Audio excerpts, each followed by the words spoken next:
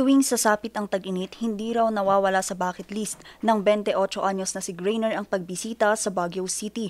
Paraan daw niya ito para panandali ang matakasan ang init sa kanilang probinsya sa Ilocos Sur. Tapos yung lamig, syempre, kasi malamig dito. Tapos yung mga tourist spot, maganda rin tumambay, lalo na dito sa park, di ba?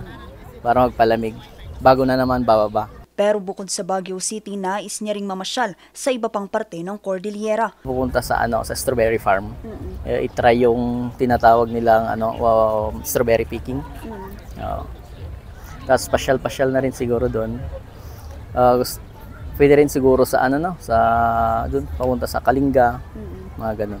Ang mga destinasyong ito, hindi lamang mga turista mula sa bansa ang naiingganyong bumisita, kundi pati na rin ang mga international tourist. Noong nakaraang taon, pumalo sa 5.94 million na mga international tourist ang bumisita sa bansa at patuloy pang kinikilala ang iba pang pasyalan sa bansa. Kaya nitong ika-31 ng Marso nakasungkit muli ng international na pagkilala ang bansa sa sektor ng turismo. Ito'y sa pagkakasungkit ng bansa ng titulong Destination of the Year sa Roots Asia 2025 Awards na ginanap sa Australia.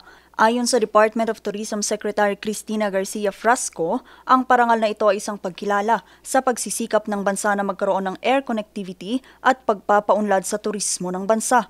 Itinatampok ng pagkilala ng Pilipinas ang epekto ng pangunahing kampanyang Love the Philippines na nagpalakas ng pandaigdigang interes sa mga likas na atraksyon ng bansa, pamana ng kultura at mga umuusbong na destinasyon.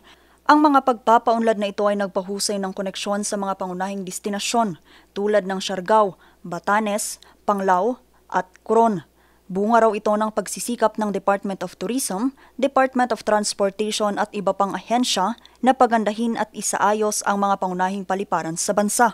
Target pa nila na isaayos at ipanumbalik ang mga nasuspending biyaya at ruta ng mga eroplano at padamihin pa ang mga flights para mapabuti ang air connectivity sa bawat rehiyon sa bansa.